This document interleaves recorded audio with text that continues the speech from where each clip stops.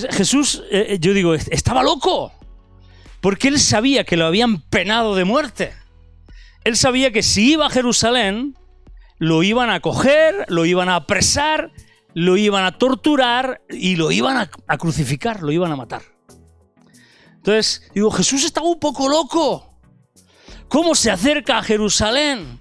¿Y cómo es que se atreve a acercarse a Jerusalén montando la que montó? Porque podría haber ido de incógnito. Podría haberse disfrazado, podría haberse tapado la cara, haberse puesto un manto, 1000 cosas, haber mandado a los discípulos primero, haber luego llegado él solo o con otro más, y podría haber hecho esta entrada en Jerusalén de forma no tan espectacular y triunfal. Pero Jesús lo hizo así, y ahora veremos a ver por qué lo hizo así. Pero imaginaros que nosotros somos de los que vamos con Jesús. Imaginaros el tremendo festejo. O sea, montaron una reunión de alabanza con todas las de la ley. Montaron una reunión de alabanza, pero potente, poderosa, que toda la ciudad de Jerusalén dice que se conmovió. ¡Hosana! ¡Hosana al Rey de Salvación! ¡Hosana al Dios Altísimo! ¡Hosana! Jesucristo, Jesucristo es Rey. ¿Sí? La montaron. ¡Hosana! ¡Hosana! ¡Hosana a las alturas! ¡Bendito el que viene en el nombre del Señor! ¡Bendito el Rey de la casa de David! ¡Bendito! ¡Hosana! ¡Hosana! Los chiquillos, los niños, los jóvenes, los ancianos se quitaban sus mantos, los arrojaban, cortaban ramas de los árboles, de las palmeras, de los olivos, las echaban en el suelo, y Jesús pasaba. Y montaron una espectacular. Marcos 11, capítulo 1. ¿Qué harías tú en ese momento? ¿Qué harías tú si fueras de los habitantes de Jerusalén? ¿Qué harías tú si fueras de los que acompañaba a Jesús? Vamos a leer Marcos capítulo 11, porque me estoy emocionando. O sea, es que me imagino la escena, es que me imagino allí, ¡wow! Esa sería tremenda. Esa sería poderosa. Cuando se acercaban a Jerusalén, junto a Betfagé y a Betania, frente al monte de los Olivos, Jesús envió 2 de sus discípulos y les dijo: id a la aldea que está enfrente de vosotros, y luego que entréis en ella hallaréis un pollino atado, en el cual ningún hombre ha montado. Desatadlo y traedlo. Y si alguien os dijere: ¿por qué hacéis esto? ¿Por qué hacéis eso? Decid que el Señor lo necesita y que luego lo devolverá.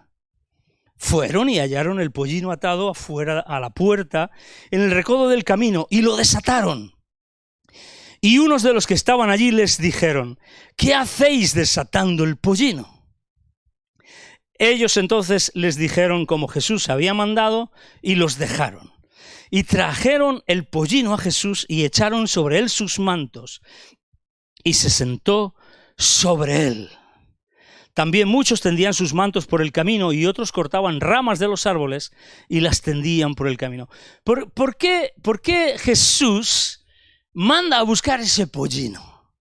¿Por qué Jesús monta esta tan espectacular en la última semana de vida que él iba a tener entre nosotros, entre los hombres?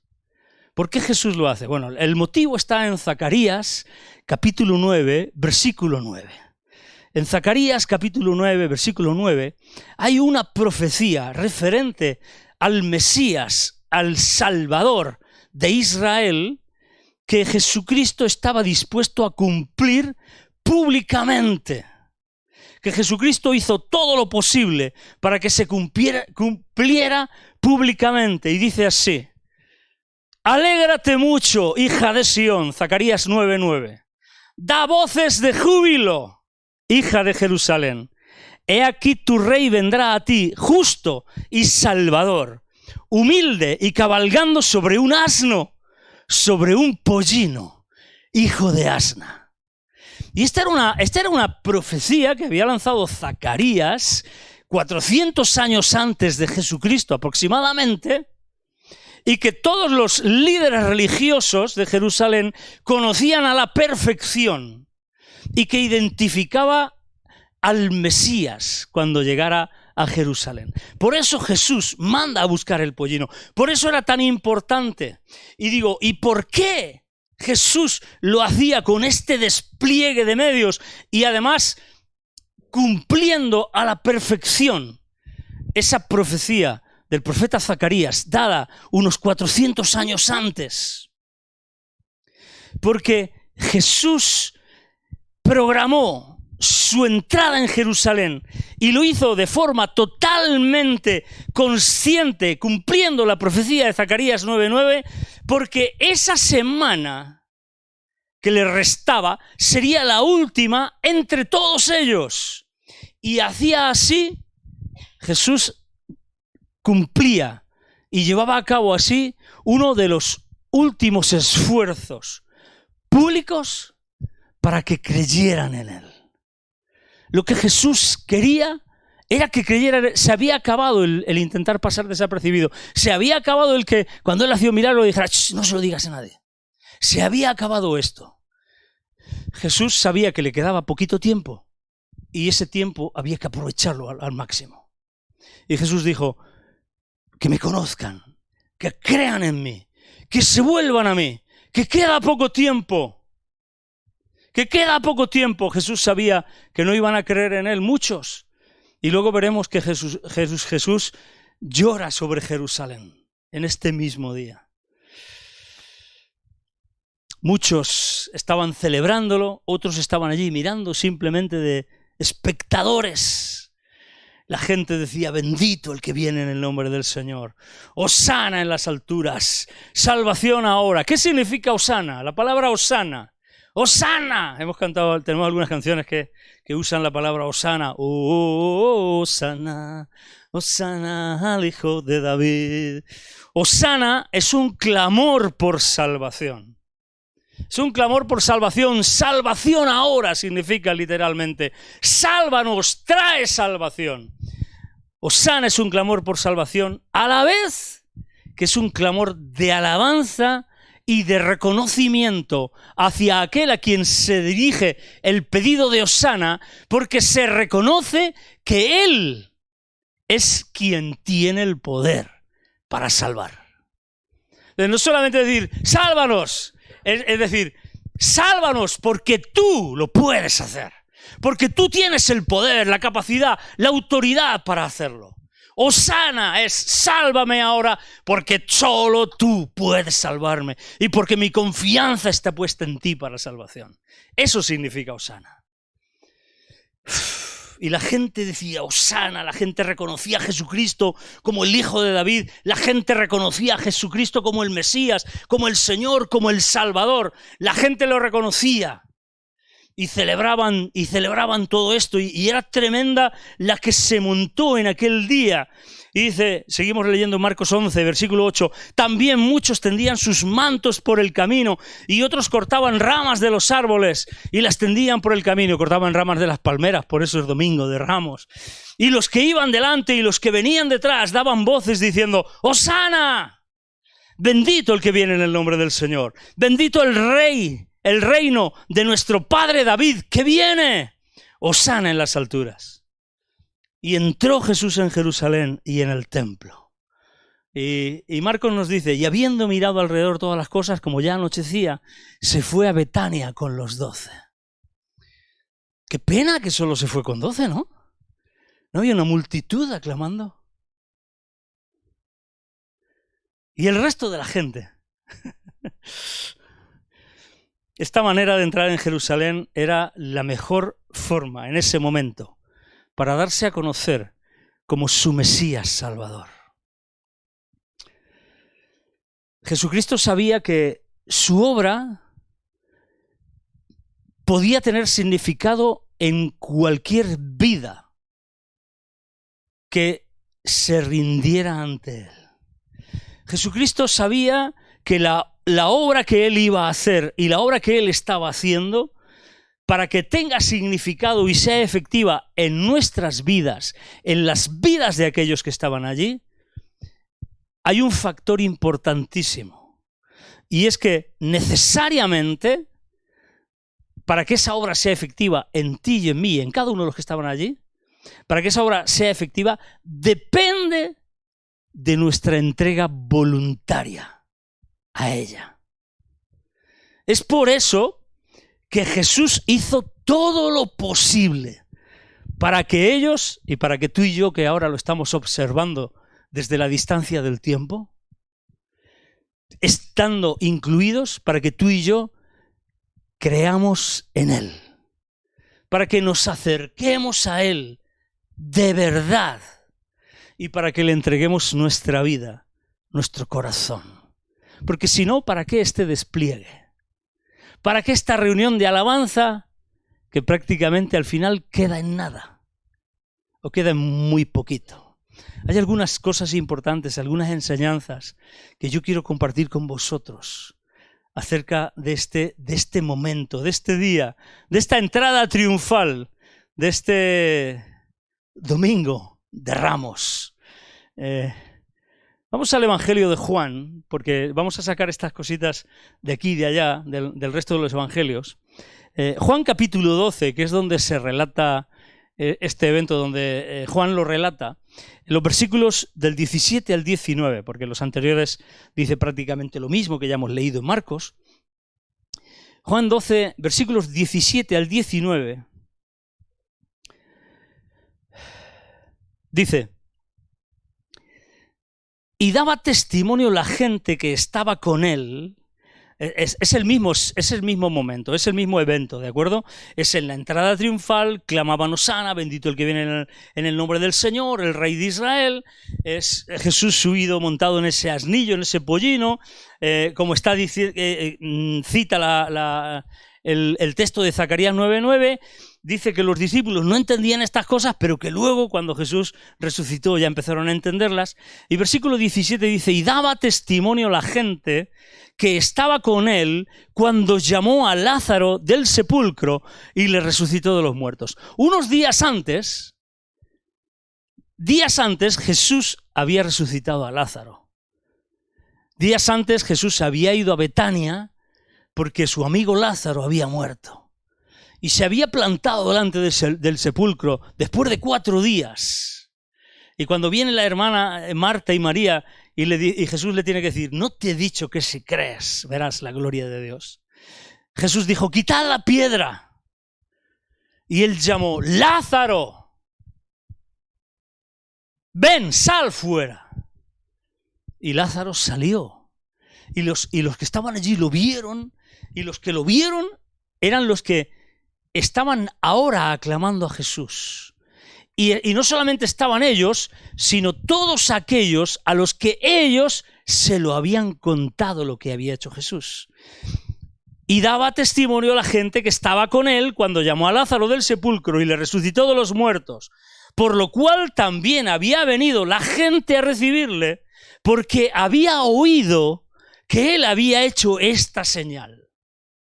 Pero los fariseos dijeron entre sí: ya veis que no conseguís nada. Mirad, el mundo se va tras él. Mucha gente de la que aclamaba a Jesús y le daba alabanza es la que había oído lo que hizo con Lázaro. Lo llamó para que saliera del sepulcro y salió, como no era de otra forma. Yo creo que siempre he dicho, cuando he comentado acerca de esto, siempre he dicho que si Jesús hubiera dicho allí delante de todos los sepulcros: sal fuera, seguramente habrían salido todos, por el poder de su palabra. Por eso dijo: Lázaro, sal tú, los demás que se queden ahí, porque si no, esto no va a haber quien lo entienda ni quien lo sujete. Y la gente que lo había visto es la gente que estaba ahí. Le dio vida nueva a Lázaro y la gente lo vio, porque él es quien da vida nueva a los muertos. Y los fariseos vieron el resultado de este momento sobre la gente. El mundo se va tras él, decían los fariseos. Así que aquí hay una clave para ti y para mí, para que no desesperemos. ¿Cuántas veces desesperamos? No, pero si es que el mundo... No, vamos a ver. Si los propios religiosos decían que el mundo se iba tras él, ¿Por qué razón el mundo va detrás de Jesús? ¿Y por qué razón el mundo no va detrás de Jesús? La clave para que la gente venga a recibirle es que oigan nuestro testimonio. Tu testimonio y mi testimonio. La redacción, es decir, la expresión, el relato de cómo nuestras vidas han pasado de muerte a vida. Eso es poderoso. Si realmente hemos pasado de muerte a vida. Porque si les contamos un cuento chino, cuentos chinos hay muchos por ahí. Chinos, españoles, europeos, no somos racistas, pero es lo típico que se dice, cuentos chinos. Si les contamos un cuento, cuentos y cuentacuentos hay así. Entonces, el relato de una vida que ha pasado de muerte a vida tiene el poder de tocar los corazones de la gente. Entonces, la clave para que la gente venga a recibir a Jesús es que oigan nuestro testimonio. Esto es evangelizar, contar lo que vivimos con Él, no lo que nos imaginamos, no lo que pensamos, lo que realmente vivimos con Él. Contar nuestra historia, una historia verdadera con Él, la realidad de lo que Él ha hecho y hace en mi vida. Hablar de nuestra nueva vida con Él. Y tomemos fe en esto, en creerlo, que nuestro testimonio es poderoso para que la gente venga a conocerle y venga a recibirle. Y los religiosos, los fariseos, sabían que esto era posible. La clave está en que vemos aquí que Juan nos dice, la gente que fue a recibirle fue la gente que supo lo que Él había hecho con Lázaro. ¿Y por qué lo supo? Porque los que estaban allí se lo habían contado. ¿Y por qué van a saber la gente que Dios te ha hecho pasar de muerte a vida? Porque tú se lo has contado. Porque tú se lo has contado. Y se lo has contado a este, y se lo has contado al otro, y se lo has contado al otro. Y eso es poderoso. En Lucas 19, que está otro de los relatos del Evangelio,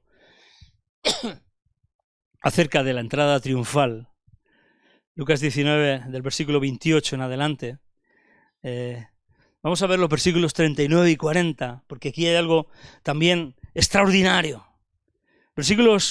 Lucas 19, 39 y 40 dice, entonces, porque estaban diciendo, bendito el Rey que viene en el nombre del Señor, paz en el cielo y gloria en las alturas, entonces algunos de los fariseos de entre la multitud le dijeron, Maestro, reprende a tus discípulos. O sea, les molestaba esa reunión de alabanza, les molestaba.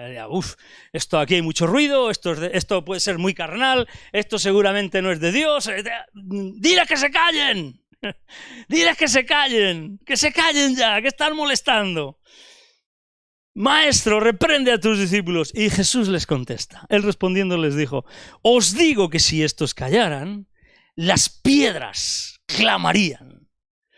Vemos aquí que el Señor enseña algo importantísimo con respecto al tema de la alabanza y de la adoración. Es importantísimo. Y es que el producto, lo que produce tener un corazón endurecido como una piedra, tener el corazón endurecido como una piedra, es la falta de gratitud y la falta de alabanza.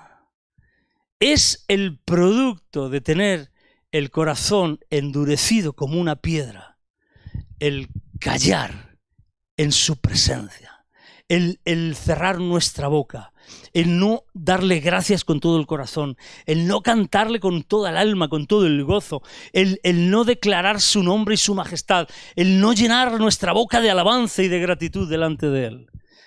Eso se produce cuando nuestro corazón está endurecido. Todo aquel que no le reconoce y le da alabanza públicamente con su boca, tiene el corazón endurecido. De hecho, la falta de alabanza al Señor en nuestra vida demuestra que tenemos un corazón más duro que las piedras. Y seguimos leyendo en Lucas 19 porque hay otra enseñanza importantísima. En versículo 41 al 44, dice, y cuando llegó cerca de la ciudad, lo que os he dicho antes, al verla lloró sobre ella. ¿Por qué lloró Jesús? Es otra de las ocasiones donde Jesús lloró. ¿Sabéis que lloró cuando estaba delante de la tumba de Lázaro? El versículo más corto de toda la Biblia, Jesús lloró. Creo que Juan 11:35, creo recordar, estoy hablando de memoria. Pero aquí Jesús de nuevo llora. Dice, y cuando llegó cerca de la ciudad, al verla, lloró sobre ella, diciendo, oh, si también tú conocieses, a lo menos en este día, Domingo de Ramos, el día de la entrada triunfal, si tú también conocieses, a lo menos en este tu día, lo que es para tu paz. Lo que es para tu paz, es la palabra que significa no solamente paz, ese bienestar, esa falta de conflicto, sino el bienestar, la prosperidad, la bendición, la salud, el que te vaya bien. Si tú conocieses a lo menos en este tu día lo que es para tu paz, mas ahora está encubierto de tus ojos. Y la razón que dice Jesús que lloró es porque vio que él sabía que iban a venir, porque vendrán días sobre ti, cuando tus enemigos te rodearán con vallado y te sitiarán y por todas partes te estrecharán. Esto sucedió en el año 70 después de Cristo, cuando el general Tito invadió y derribó toda Jerusalén. Dicen los historiadores que llegó al punto de que se podía pasar un arado de un extremo a otro de la ciudad de Jerusalén, de tan arrasada como quedó. Y te derribarán a tierra y a tus hijos dentro de ti, y no dejarán en ti piedra sobre piedra, por cuanto no conociste el tiempo de su visitación. Es sorprendente que en medio de toda esta reunión de alabanza tan poderosa, es tan sorprendente que en medio de esa atmósfera de adoración y de celebración, que era genuina, que era verdadera, es sorprendente que durante el trayecto, ese trayecto que estaba durando esa celebración tan gloriosa, y un poquito antes de llegar a la ciudad de Jerusalén, a pesar de todas las alabanzas y de todos los reconocimientos, Jesús llora. Jesús lloró al ver la ciudad. Jesús lloró porque Jerusalén, lógicamente las gentes de Jerusalén, no por la ciudad, sino por las gentes de la ciudad. Las gentes de Jerusalén no conocía el histórico y decisivo momento que estaba viviendo, a pesar de que él se mostraba como el rey, como el Salvador, como el Mesías prometido. Llegaría el día en que sería completamente puesta en estrecho, asolada y derribada la ciudad de Jerusalén, sin que quedara en ella piedra sobre piedra, por no reconocer ese momento. Y entonces la pregunta es, hoy, Domingo de Ramos, el día de la entrada triunfal, ¿yo reconozco el momento que estoy viviendo? ¿Reconoces tú el momento que estás viviendo? ¿Soy capaz de reconocer que hoy Jesucristo quiere entrar triunfalmente en mi vida? ¿Soy capaz de darme cuenta de eso? ¿De que Jesús hoy quiere entrar triunfalmente en mi vida como Mesías, como Rey y Salvador? ¿Puedo reconocer eso? Las palabras de Jesús aquí a mí me enseñan algo importante. Nos enseñan que cuando llega el día de la desolación, el día en que no queda piedra sobre piedra en mi vida, en tu vida, en nuestras vidas, el resultado que vamos a obtener en ese momento va a depender y dependerá de cuál haya sido mi respuesta ante el día de su visitación.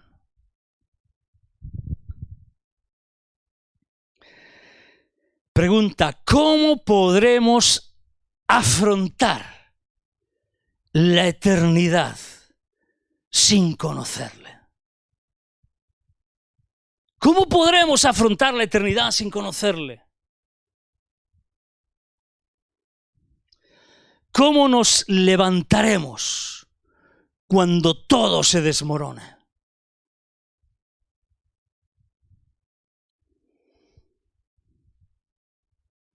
Yo vi a mi padre, vimos a mi padre cuando todo se desmoronó en su vida. ¿Cómo lo afrontó? Él conoció el día de su visitación. ¡Qué tremendo ejemplo me dio! ¡Qué tremendo ejemplo nos dio! ¿Cómo afrontaremos nosotros esos días si no reconocemos el tiempo de su visitación? Así que aquí es la pregunta más determinante. ¿Cómo responderás a su invitación? ¿Endurecerás tu corazón como una piedra o se lo entregarás a Él? Es el momento de entregárselo, de decirle, Señor, no. Yo me rindo a ti. Hay muchas cosas que no entiendo. Ellos no lo entendían todo. La gran mayoría habían creído porque habían visto lo que había hecho con Lázaro. Pero había muchos otros que simplemente estaban ahí por...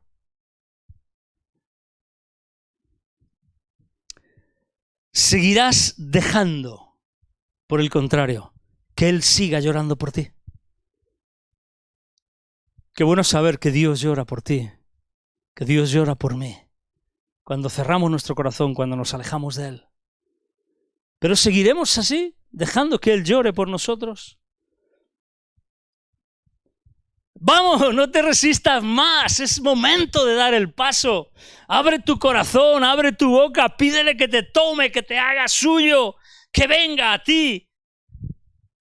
Conócelo de verdad, de veras, y llena tu boca de gratitud y de alabanza. Llena tu boca de gratitud y de alabanza.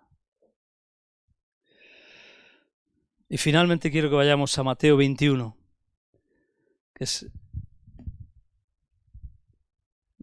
la enseñanza última que quiero compartir con vosotros de este día de la entrada triunfal, para que realmente sea una entrada triunfal en nuestras vidas, en nuestros corazones. Este es el relato de Mateo sobre este evento. Y en los versículos 10 y 11, fijaros que el 9 dice que la gente iba delante y la que iba detrás aclamaba diciendo, Hosana al Hijo de David, bendito el que viene en el nombre del Señor, Hosana en las alturas. Y en ese instante, cuando Él entra en Jerusalén, dice, cuando entró Él en Jerusalén, toda la ciudad se conmovió, diciendo, ¿quién es este? Toda la ciudad se conmovió y se hizo una pregunta importantísima. ¿Quién es este? Y la gente decía, este es Jesús, el profeta de Nazaret de Galilea. Ahora, la respuesta que daba la gente, la pregunta es, ¿la respuesta que daba la gente es correcta acerca de Jesús? Me resulta realmente sorprendente. Es realmente sorprendente que toda la ciudad de Jerusalén se conmoviera, pero lo único que hizo fue preguntar, ¿quién es este? Se conmueven, pero dicen, ¿quién es este? Y no hacen nada más. Y se conforman con una sencilla respuesta que no responde correcta y adecuadamente y totalmente la pregunta ¿quién es este? Con una sencilla respuesta de este es Jesús, un profeta o el profeta que ha venido de Nazaret de Galilea. conmoverte. Cuando nos conmovemos, cuando el Señor nos impresiona, conmoverte, dejarte impresionar, sentirte tocado, llorar o experimentar cualquier sensación ante la llegada de Jesús, no sirve absolutamente de nada si no damos un paso más. ¡Uy, qué bien! ¡Uy, la presencia! ¡Uy! Si no damos un paso más, o estar llorando y decir, ¡ay, Señor! Si no damos un paso más, se queda en nada. Se queda en nada. El paso más importante que debemos de dar ante Él, y realmente quiera Dios, y yo creo que quiere Dios que tú y yo lo demos hoy, es acercarnos hasta Él al punto de conocerlo íntimamente y de forma personal, al punto de hacerlo nuestro. Tenemos que darnos cuenta, tú y yo tenemos que darnos cuenta de la grandísima diferencia que existe entre todos aquellos que se conmovieron en Jerusalén y preguntaron y no hicieron nada más, se quedaron satisfechos con esa respuestita, y aquellos que iban con Él. No solamente con aquellos que le alabaron y aclamaron y celebraron el Domingo de Ramos y salieron en procesión con sus palmas, con sus ramas de olivo, con sus mejores trajes y cantaban Hosana. No solamente ellos, sino aquellos, y voy a profundizar un poquito más, aquellos que esa misma noche se fueron a cenar con Él, estuvieron cenando juntos. Aquellos que le acompañaron a Betania y durmieron con Él en Betania. Ese círculo íntimo. El punto diferenciador es dejar que Él entre en nuestra vida, que Él entre en mi vida, tal y como lo hizo en la de aquellos que lo dejaron todo y le siguieron. La diferencia entre Pedro, Juan, Jacobo, Andrés, Felipe, Mateo, la diferencia entre todos esos íntimos y toda esa gente y los que se conmovieron en Jerusalén era que ellos habían dejado que su vida fuera completamente cambiada y transformada, que los objetivos de su vida fueran cambiados y transformados, que todo lo que concernía a sus vidas fuera cambiada y transformada por seguirle a Él, por tenerle a Él, por estar cerca de Él, por vivir con Él, porque valía la pena.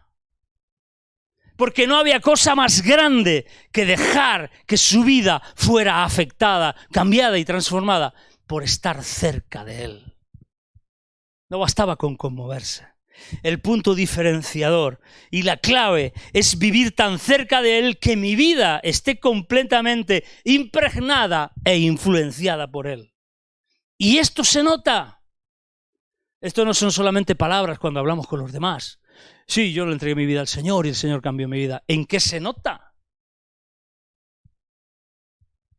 ¿En qué se ve? ¿En qué se demuestra?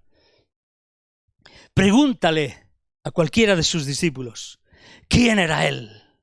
Pregúntale a Pedro, ¿quién era Él? Pregúntale a Juan, ¿quién era Él? Incluso pregúntale a Pablo, posterior a todos ellos, ¿quién era Él? Si le preguntamos a alguno de ellos, ¿qué nos dirían? ¿Qué crees que te dirían? ¿El profeta de Nazaret de Galilea?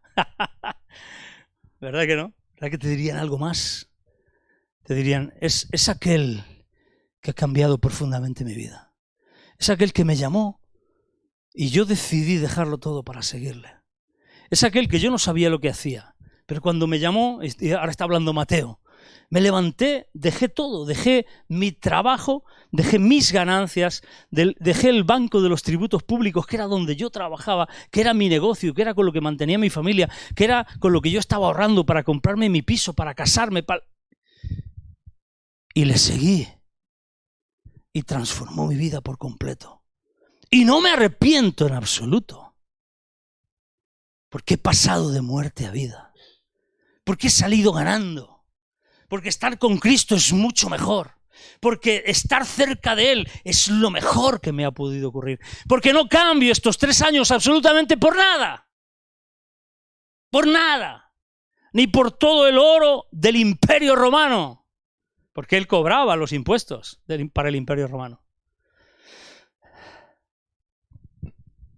Él es aquel por quien debemos dejarlo todo y seguirle. Él es aquel por quien debemos cambiar nuestra vida. Él es aquel que nos ama tan profundamente que lo dio todo. Aquel que hoy entra triunfalmente en tu vida y en mi vida. ¿Será una entrada triunfal? ¿Verdadera y realmente triunfal en tu vida y en tu corazón? ¿En mi vida y en mi corazón? ¿Le dejaremos reinar en nuestras vidas? Él es aquel que debe reinar en todo mi ser. Aquel a quien debo entrega y obediencia completa. Aquel que da sentido a mi vida. Aquel que si me faltara, sinceramente, no sabría qué hacer. Aquel que ama mi alma, pero con locura. Aquel que ama mi alma. Él es el Rey de mi corazón. Él es mi Salvador. Y Él es mi Señor. ¿Será el tuyo también? ¿Será el tuyo también? ¿Será una entrada triunfal?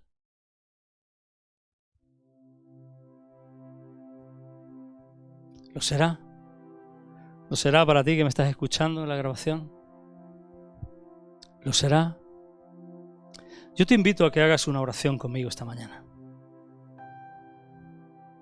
Él está a la corta distancia de una sencilla oración, de una genuina oración hecha con el corazón. Él está a la larga distancia de una oración que no se hace, de una oración fingida, de una oración que no se hace de corazón. Él hoy está dispuesto a entrar triunfalmente en nuestras vidas.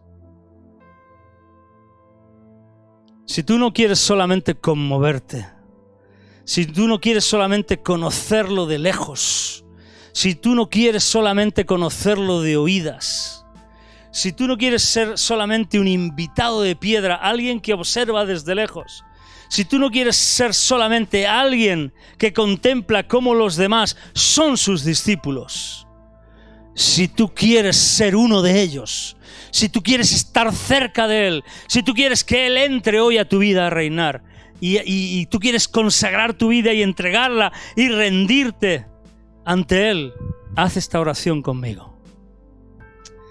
Señor Jesucristo, te dejo tiempo para que repitas después de mí. Señor Jesucristo, hoy yo te entrego mi vida y mi corazón. Hoy yo quiero darte todo lo que soy.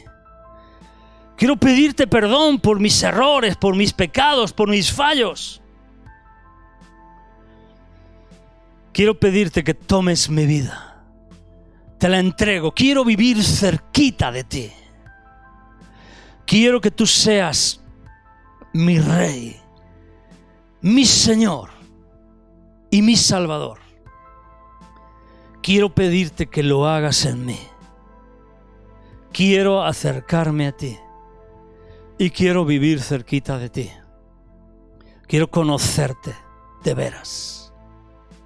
Quiero que hoy entres verdaderamente de forma triunfal, totalmente triunfal, en toda mi vida, en todo mi ser, en toda mi alma y en todo mi corazón, para hoy y para siempre, en el nombre de Jesús. Amén. Amén. Amén. Amén. Amén. Entrada triunfal. Si tú has hecho esta oración, tú ahora mismo sabrás, porque Dios te está dando ese testimonio interno, que Él ha entrado triunfalmente en tu vida y en tu corazón. entrada triunfal, que Él sea el Rey, el Rey. Jesús le dio esta oportunidad, esta de las últimas oportunidades que daba a Jerusalén, a la ciudad de Jerusalén. Él hizo este despliegue porque quería ganarlos, quería ganar al máximo de gente, al máximo de habitantes de la ciudad. Ojalá Dios hoy haya ganado tu corazón. Nos rendimos ante Él por siempre. Amén. Muy bien, pues os deseo un muy feliz Domingo de Ramos. Día de esa entrada triunfal. Espero que Dios haya conquistado vuestros corazones para siempre, para siempre. Que seáis muy felices, que lo paséis bien, que tengáis un muy buen domingo y que tengáis una muy buena semana. Una semanita que nos viene con unos días de fiesta. ¡Ay, qué bueno, qué bueno! Gloria a Dios, qué bueno, podremos descansar. El Señor os bendiga muchísimo, que lo paséis bien.